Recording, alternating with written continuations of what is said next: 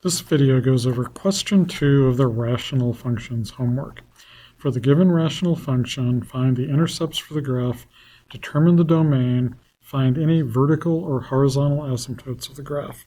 Graph y equals f of x using a graphing calculator. So the first thing we're going to do is find the x-intercept. So for the x-intercept, I just take the numerator, set it equal to 0, and solve for x. For the y-intercept, we're going to set the function equal to 0, or evaluate at f equals 0, f at 0. So that's going to be 4 times 0 over 0 plus 6, or 0 over 6, which is 0.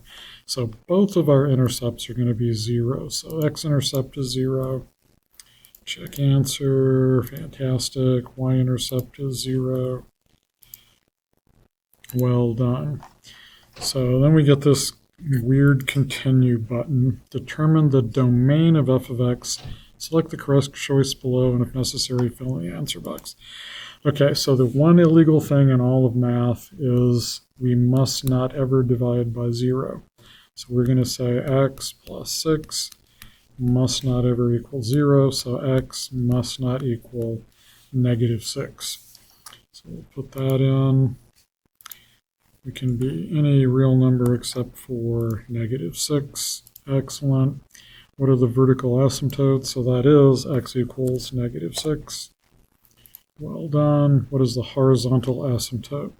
So to figure out the horizontal asymptote, we're going to say as x approaches plus or minus infinity, f of x is going to approach 4 over, or 4x over x, which is going to approach 4.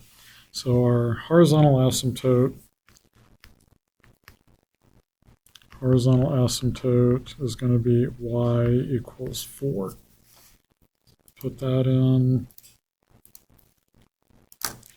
Y equals 4. Fantastic.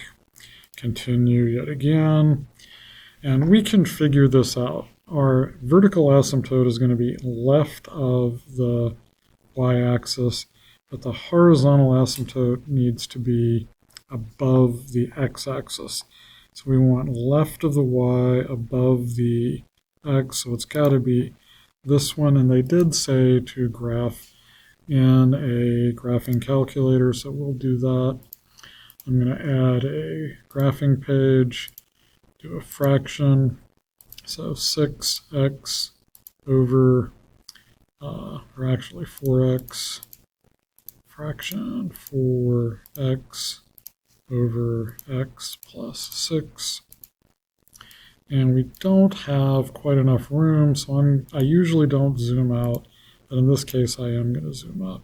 I'm going to keep the center at the origin, and if we look back at our picture in the book, we do look like that. Their vertical window is negative 30 to 30 and horizontal negative 10 to 10. So we'll match theirs. Menu for 1, negative 10 to 10.